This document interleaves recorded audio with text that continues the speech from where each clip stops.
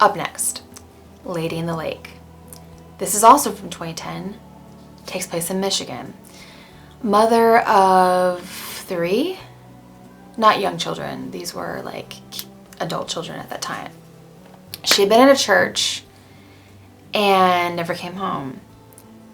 They found prints showing that she, or somebody, assuming she because she was missing, had gone down to the water near this church. Her name was Joanne Romaine, and she had been attending a 7 p.m. prayer service.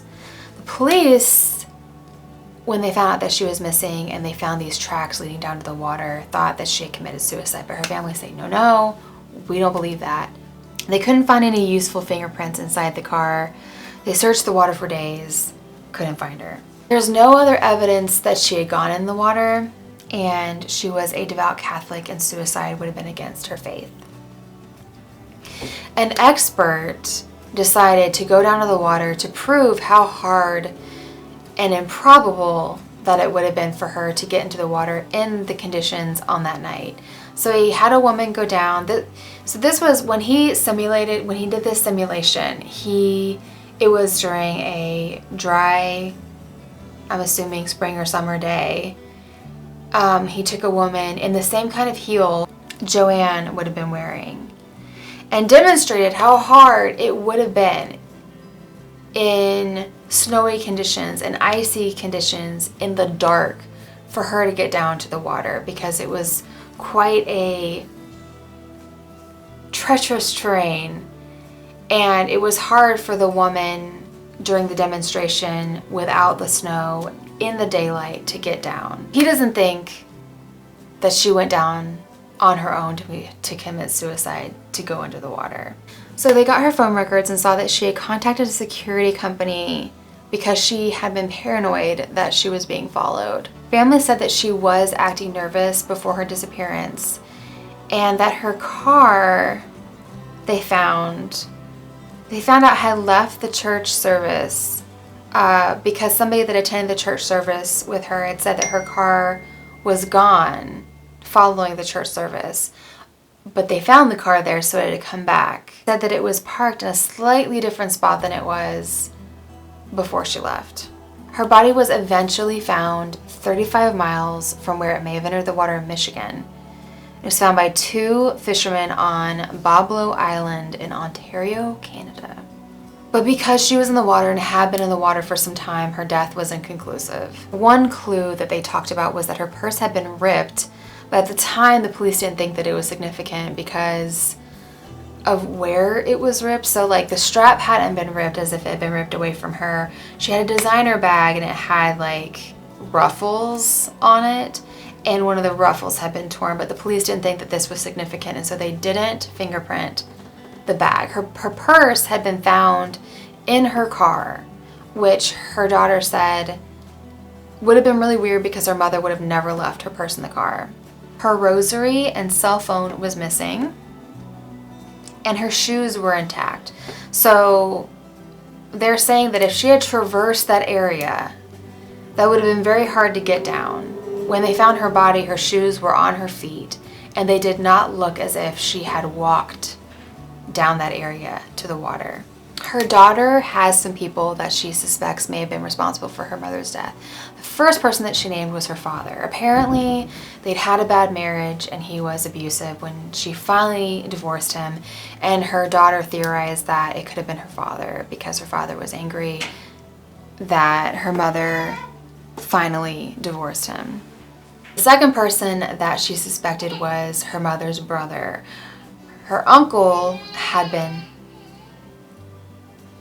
that would be my child. Her brother apparently was involved in some shady business dealings that left him owing a lot of money to some very bad people. And when they interviewed the brother seemed to think that it very possibly could have been his fault, that these people that he had been involved in would hurt him by killing who they call was the most important person in his life, which was his sister. There is another suspect who is a cousin, who would have been a cousin to Joanne. His name was Tim. And they believe that he could have killed her over family inheritance. So apparently after the grandparents died, there was a family inheritance to squabble over. I just couldn't imagine this, honestly. Like, if my parents died, the last thing I would think about would be what they would give me. Like, that's just not where my mind goes. But as we all know, in some families, it all comes down to money and who gets what. And if a certain sibling gets more than the other siblings think that they deserve, some very bad things could happen. So Tim is also a suspect. And according to her daughter, her mother did say that if anything happened to her, it was because of him. Her family sued Grosse Pointe Farm City because they theorized that the police covered up her murder. There were too many little things that they didn't look into, that they didn't think were of any importance, and they think that the police covered up her mother's murder by saying that it was a suicide and not thoroughly investigating everything. But it was dismissed. Although the judge did note that the facts that were disputed in the death were very disturbing and unresolved. And that is where we leave that episode. The last episode, wait, were there six episodes? Did I just go through all of these episodes? Wait, let's see. I feel like I talked about these episodes pretty quick, even though I've been talking for 59 minutes. So actually, I've been talking for a while. Okay, there were 6 episodes. So now that leaves us to the last episode. I purposely left this episode last because I knew it was going to make me upset. If you're familiar with any of my videos, you will know that I'm a mom. I have a 1-year-old. Anything having to do with the harm or death of children, I can't. I just can't these days. Although I did, but I can't, you know? I don't like them. They make me upset. And this one, as I predicted, definitely made me upset. The episode is called Stolen Kids. Takes place in the 80s in New York. And according to, I'm recording in her room. She's pissed. She wants to get back into her room. This is the last episode. I'm just gonna wrap this up so that she can get back in her room and play. I couldn't record in my bathroom because she was napping in my room. And so here we are. So the testimony from these mothers was absolutely heartbreaking. Aunt Allison Dansby is the first mother. And like I said, this was in New York in the 80s. So in the 80s, I would have been a baby. I was born in 86. These kids were around my age when they were taken. Some of the testimony in this episode talks about how New York in the 80s was a very, very violent place. Allison had 2 children who were 2 and 3 years old, Ivan and Christopher. This was May 1989, so my sister would have been 1, and I'd have been 3 myself. It was a hot, crowded day in a park, and Aunt Allison had taken her kids down to the park with other family members. She lived in a house with other family members. They lived in a big family all together. She took the kids down to play at the park, and she decided she wanted to go to the store, but she left her kids with family members, so they were being watched. Came back from being gone for only 30 minutes and said, "Where's Christopher?" And her family member says, "Well, he was just here. They can't find him anywhere."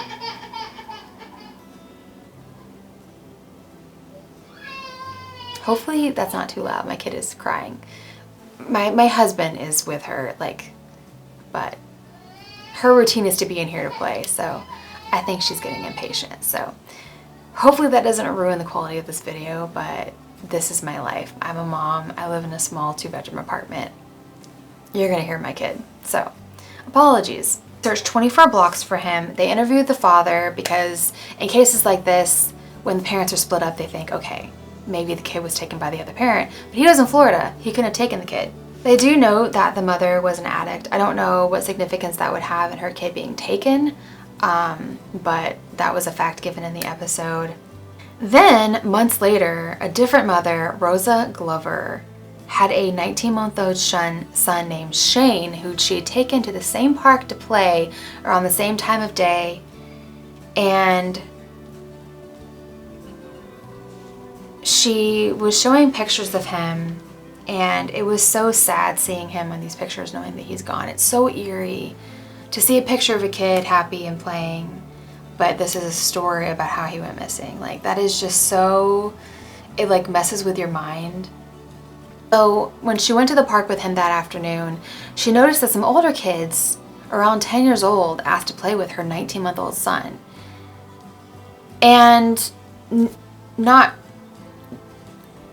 to shame her at all, but like, me now, being familiar with these kinds of stories, would never let a 10-year-old walk off with my 19-month-old, because what, how are you going to play? Why does a 10-year-old want to play with a 19-month-old? I'd be like, no, you get back and you go play with the other 10-year-olds and you stay away from my kid. But that's me, you know, being familiar with these kinds of stories. I have that advantage of being really cautious because things like this have happened to other people. But maybe she didn't have any reason. It sounded like it was kind of a close-knit community, and a bunch of kids were playing together, and maybe at that time she didn't have a reason to be suspicious or to be scared to let her kid walk off, her 19-month-old walk off with a 10-year-old, because I think it was 2 10-year-olds. So she saw the kids leaving the park later on without Shane, and she says, "Where's my kid?" And she says, "We left him in the park." She can't find him anywhere. So again, both kids, both Chris and Shane, went missing around the same time of day. And they were the same year, just months apart. And it's so sad because Allison talks about how she was so protective of Shane. This was her miracle baby. She didn't think she could have kids. It was her first time ever letting her play with other children, and he went missing. It was horrifying. Honestly, this is my worst fear, and it makes me even more scared of parks and taking my kid out. I'm so neurotic and terrified of taking her out just to go through the drive-thru to get food. Like, I'm so nervous to take her out on my own for crap like this. So the police were suspecting that the kids were working with other people to lure Shane away from the mother, to get the mother's defenses down, to take Shane to an adult that was manipulating these kids. So the parents of these children that were playing with Shane were checked out, and so was a man that Allison had noted sitting next to her on the bench. They were ruled out. A $30,000 reward was offered. And towards the end of the episode, Allison just talks about the guilt that she felt. And then at the beginning of the episode,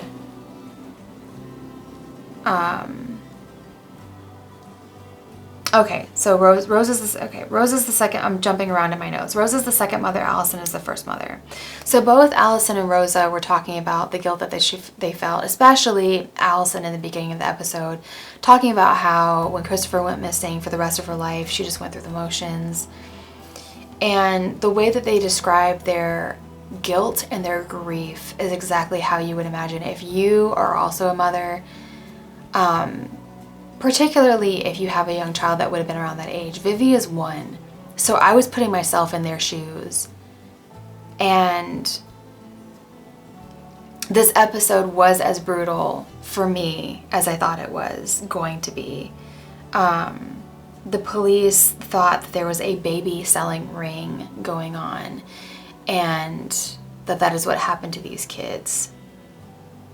So it is their theory that these 2 children were taken by childless, desperate people, and that the only hope is that they're still alive and were just raised by somebody else. So they're hopeful that they are alive, at least. Because there was a case recently where a woman had gone to do something as an adult and she needed her birth certificate, and they found out that it was fake, and she discovered that she was taken when she had been brought into the hospital as an infant because she was sick. The woman that took her was posing as a nurse and stole her from her mother, and she was found to be alive as an adult years later and was reconnected.